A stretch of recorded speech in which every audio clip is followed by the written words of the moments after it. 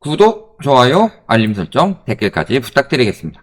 요즘 미국에서 미쳐 돌아가고 있습니다. 골디락스가 돼서 다시 금리 인하가 뭐 2차례 된다 이런 전망도 나오고 있고 등등 여러 가지 이야기들이 나오고 있는데 우리가 미국의 지표에 속으면 안 됩니다. 지금 골디락스란 말이 미국 고용지표 이후에 나왔었죠. 근데 미국 고용지표도 이제 알아보니까 실질적으로 골디락스라고 말할 만한 상황이 아니고 지금 미국 대선을 앞두고 여러 가지 지금 지표들을 만들어내고 있는 것 같아요. 이거는 또 음모론이냐 또 부정적인 이야기냐 또 뇌피셜이냐가 아니라 그런 자료들이 나오고 있고 이는 미국 대선을 앞두고 파월은 약간 별개죠. 파월보다는 지금 옐런이 날뛰고 있다. 이런 느낌으로 보이는데 그렇다고 해서 지금 원달러 환율이 어느 정도 떨어졌다. 그런 상황으로 인해서 그러니까 문제없다. 긍정적인 한국의 지표들이 나올 것이다. 이런 이야기들을 하는데 실질적으로는 지금 제2의 외환위기 경고까지 나왔습니다. 그래서 외환위기라는 것은 환율이 치면서 나타나는 거죠. 환율이 치는 이유는 달러가 고갈되었기 때문이고 그 달러 고갈, 우리나라 외환 보유액이 엄청 많은데 라고 말하는 게 아니라 달러 고갈이라는 것은 가용 외환 보유액을 토대로 말합니다. 근데 가용 외환 보유액은 한은에서 충분합니다 라고만 말하지 충분한지 안 충분한지 나오지 않아요. 발표를 안 하니까. 그래서 전반적으로 이 제2의 외환위기에 대해서 어떤 식으로 되면 제2의 외환위기가 올 것이냐. 근데 지금 그게 올 것인지 안 올 것인지 미국의 지표랑 한국의 지표를 봤을 때는 나오고 있는 지표만 보면은 우리나라는 굉장히 좋게 넘길 수 있을 것 같지만 실질적으로 그런 상황이 아니라는 것. 이런 부분들을 봐야겠다. 그래서 달러 값 더 튀면 제2의 아시아 외환위기 올 수도 있다. 왜 이 경고가 나오냐면요. 우리나라 환율도 우리나라 환율인데 인도네시아 같은 경우도 보면은 달러 강세로 인한 자국 통화 약세 및 자본 유출이 심각하다고 보이기 때문에 금리 인상에 나선 거죠. 그 다음에 또 말레이시아 이런 것들도 지금 민심 동요를 달래려 애쓰고 있다. 근데 요 두 경제대국의 풍경이 언제랑 비슷하다? 1997년 7월 타이바트와의 급격한 평가 절하로 시작된 아시아 외환위기 전야를 연상케 한다. 당시에 기준금리를 1년 전에 견져서 2배인 6%로 올렸다. 그러니까 3%에서 6%로 올렸을 때 이런 이야기가 나왔는데 지금은 0.5에서 5.5%로 2배 올리던 시기랑 다르게 이번엔 11배 올렸죠. 물론 최종금리는 지금보다 높긴 하지만 크게 차이가 안 나죠.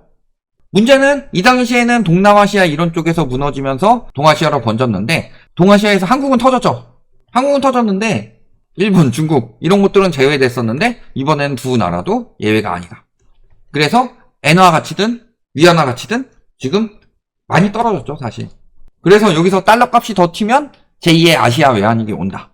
근데 다행히도 1,400원 터치했다는 환율이 1,300 지금 60원 대까지 떨어질 때 40원 대까지 떨어졌다가 60원 대까지 지금 올라온 상황인데 그래도 환율이 계속 엄청나게 튀어가지고 난리 났다 할 때보다는 괜찮아지지 않았냐.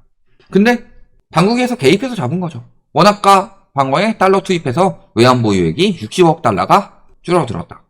그러면은 60억 달러 대략 한 1,350원으로 가봅시다. 계산하기 편하게 8.1조 정도 되죠.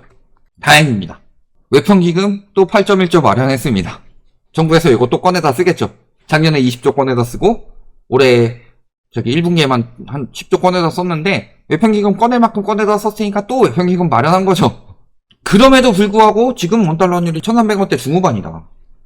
실질적으로 정부에서 60억 달러 풀어서 그렇게 된 거지 우리나라가 지금 환율이 떨어질 때라고 생각해서 사람들이 막 달러를 팔아치우고 이런 상황이 아니다. 그런 상황이 됐으면 지금 1,300원 대까지 떨어졌어야죠. 그리고 우리나라만 푼 게 아니라 그 전에 일본에서도 지금 44조 투입 정항 해가지고 여기도 160엔대까지 치솟았다가 150엔대까지 뚝 떨어뜨린 거죠. 이런 식으로 풀어서 막은 거지. 왜냐면은 미국이 지금 뭐 골디락스니 뭐 곧 금리 인하느니 사람들이 안 믿는다는 소리예요. 여기에 이제 충격적인 미국의 현황을 보시겠습니다. 자, 4월 고용 증가 17만 5천 건에 그쳐서 골디락스 상태다. 미국 경제가 연착륙 시나리오를 할 것이다. 뜨겁지도 차갑지도 않은 상태다. 얼마 전까지만 해도 고용 뜨겁고 물가 뜨겁고 다 뜨거웠는데 미지근해졌다. 이런 식으로 이야기를 하죠. 전망치가 24만 명인데 17만 5천 명밖에 안 늘어났다. 빼면 얼마요? 6만 5천 명이나 예상치보다 줄었다. 이런 상황이죠. 근데 이것도 우리가 보셔야 될 게 저 6만 5천 명이 어디서 줄었냐. 3월 고용 보고서에서 정부의 고용이 3월에 7만 1,000명이었는데 4월에 8,000명이다. 즉 정부에서 의도적으로 고용을 감소시켰고 이 숫자가 6만 3천 명이다. 즉 정부 고용 감소한 거 제외하면은 예상치랑 2천 정도의 오차가 났을 것이다. 이렇게 보시면은 고용시장이 골디락스 상태로 내려간 게 아니라 민간 고용시장은 그대로인데 정부 고용시장만 확 줄였다는 소리죠. 정부 고용 지표를 누가 만졌을까? 이 부분에 대해서 옐런의 발언들을 보면은 옐런이 조금 그렇게 나서고 있지 않나 이런 생각들이 많이 들고 있습니다. 왜냐면은 옐런이 말한 걸 보시면요. 한국 기사가 없었어요. 영어이기 때문에 우리가 해석을 해서 한번 봅시다. 옐런이 무슨 이야기를 하고 있냐?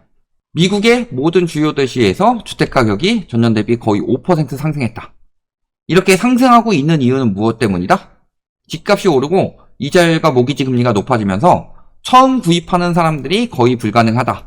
그래서 첫 주택 구입자들을 불리하게 만들고 있어서 금리와 가격 상승으로 인해서 어려움을 안겨주고 있다. 즉 금리 때문에 가격이 올라간다는 식으로 이야기를 합니다. 그러니까 금리 때문에 집값이 올라간다. 이런 분석을 한 거예요. 그럼 집값이 올라가면은 미국 같은 경우는 우리나라랑 다르게 자가주거비가 물가 지표에 포함이 됩니다. 물가 지표에 포함이 된다는 건 무슨 소리예요? 집값이 올라가면 물가가 올라간다. 즉 금리를 올려서 물가가 올라간다는 식의 발언을 한 겁니다. 이게 얼마나 헛소리예요. 그리고 대선 이전에 금리 인하 불발하면 돈을 풀겠다. 무슨 뜻이에요? 돈 풀면 물가 안 잡히죠? 근데도 시중에 자꾸 돈을 공급을 하겠다. 뭐 안 터지게 하기 위해서. 이런 상황이라는 소리예요. 그러니까 저번에 한미일 정상이 만나가지고 환율 장난질에 관해서 어느 정도 토의를 했을 것이다. 이렇게 셋이 만나서 요 이야기를 괜히 한 게 아니다. 지금 와서 보니까 개노답 삼형제였다. 이런 상황인 거고. 근데 막상 저런 식으로 행동하면 어떻게 되죠? 이렇게 되죠. 금리 역주행했다가 튀르키예가 어떻게 됐었냐.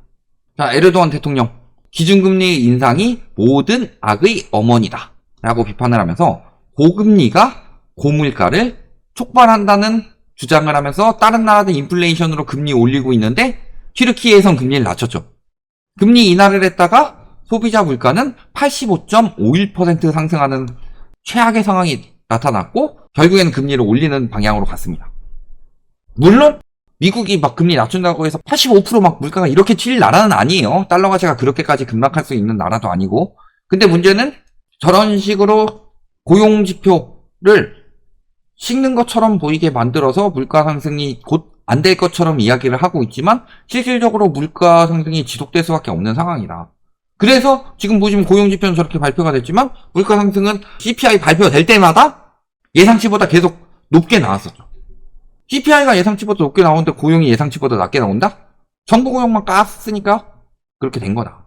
그러니까 지금 대선을 위해서 여러 가지 지표들을 아름답게 포장을 하고 있는 상황이지만 실질적으로 저게 맞는 상황이냐?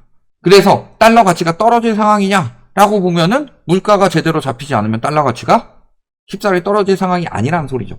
근데 이 와중에 지금 우리나라 어때요? 여러 가지 지표들 다 좋게 나오고 있다고 하는데 GDP 올라갔다고 소득 올라요? GDP는 올라갔는데 소득은 안 오르죠. 지금도 이번에도 경제성장률 많이 올랐다고 했을 때 1% 이상 올라간 거는 건설업밖에 없습니다. 근데 부동산 같은 경우는 뭐라 그랬어요? 분양가가 높고 이런 게 경제를 활성화시키는 게 아니라 유동성을 부동산에 처박아 놓도록 만드는 행위다 라고 그랬죠. 그러니까 막상 GDP는 올라도 실제 소득은 떨어지는 이런 상황이 나타나는 거고, 또 한 가지는 국민들이 힘든 거는 의식주. 그러니까 모든 물가가 다 올라간다고 해서 국민들이 다 힘들지 않아요. 최근에 뭐 금투세 이야기하는데 금투세 많이 걷어간다고 해서 모든 국민이 다 힘들어요? 주식 안 하는 국민들은 전혀 안 힘들죠. 그런 것처럼 정부에서 책정하는 물가랑 다르게 국민들이 실질적으로 느끼는 물가는 다르다. 그러면은 다른 건 둘째치고 우리가 의식주를 봐야 되죠. 근데 의도 그래. 물가 많이 올라가면 안 사 입으면 돼요. 근데 밖에서 노숙할 수는 없죠. 그리고 밥을 안 먹을 수는 없죠. 근데 이 식주가 우리나라가 지금 굉장히 심각한 수준이다. 어디서는 뭐 우리나라 집값 거품 없다 뭐 이딴 식으로 계속 이야기를 하는데요. 자, 넘베오에서 뽑은 소득 대비 주택 가격 비율을 봤을 때 카메룬, 에티오피아 이런 나라들, 이란, 스리랑카 이런 나라들 아니면 중국 제외하고 대한민국이 20위에 올랐습니다. 아니 국민은행에서 10.5라고 그러는데 25.9 이거 책정이 잘못된 거 아니냐? 얘뿐만이 아니라 다 같은 기준으로 책정되기 때문에요. 얘가 떨어진다면 딴 애들도 다 떨어지는 상황이에요. 근데 20이다 우리나라가. 20위가 뭐가 높냐? 266개 도시 중에서 20위를 차지한 겁니다. 엄청나게 높은 수준이죠. 또 주택 가격만 이러냐? 식료품 가격은 14위입니다. 여기 식료품 지수 순서대로 뽑아왔더니 스위스가 대부분 다 차지하죠. 그리고 뭐 미국 제외하고 우리나라가 짱이다. 그러니까 식주가 이렇게 힘든 나라예요. 왜 이 모양 이 꼴이 됐겠냐. 이 상황에서 달러 강세가 계속 이어진다라고 했을 때 어때요? 우리나라 지금 경제가 좋아 보여요? 일부 과거 진짜 IMF 터지기 전에 무슨 일이 있었냐? IMF 터지기 전에는 분배보다는 성장에 집중했었죠. 대기업들 키우고. 지금도 똑같은 상황이에요. 대기업들이나 이런 수출 기업들은 지표가 잘 나오는데 서민들은 더 죽어가고 있는 상황이다. 심지어 자영업자들은 IMF 때보다 더 힘들다고 한다. 그리고 결국에는 그렇게 소비 여력이 부족해지면 IMF 때보다 지금 소비 여력이 더 부족한 수준이죠. 물론 그때보다 돈은 더 많이 벌지만 그때는 그래도 근로소득으로 어떻게 소비할 수 있는 여력이 됐다면 지금은 근로소득으로 그게 안 되는 상황이잖아요. 그리고 외환위기가 왔을 때 대부분의 약한 고리들이 다 무너졌었다. 근데 달러 강세가 끝났다? 골디락스가 왔다? 라고 말하기에는 지표를 예쁘게 만들기 위해서 정부 고용을 확 줄였다는 것이 답이 나오는 거고 기재부에서 돈을 풀 생각을 하고 있기 때문에 물가도 쉽게 잡히지 않을 것이다. 즉 고금리 장기화가 되면 달러 강세가 굉장히 심해질 것이고 그 상황에서 금리 인하가 됐을 때는 달러 가격보다는 원화 가치가 더 많이 떨어진다. 그리고 현재 환율은 일본 정부랑 우리나라 정부에서 돈 풀어서 잡은 것밖에 되지 않는다. 이런 전반적인 지표를 봤을 때 위기가 아니다? 위기 끝났다? 다 이런 식으로 이야기하는데요. 저희가 음모론 이야기하는 거 아니에요. 미국에서 다 지금 나온 이야기들입니다. 심지어 미국 기사까지 갖고 와서 해석을 해서 버젓게 돌려가지고 한 거예요. 이런 상황을 봐봐라. 세계 경제 위기가 왔을 때 우리나라가 얼마나 타격을 입을지. 여기까지 말씀드리겠습니다.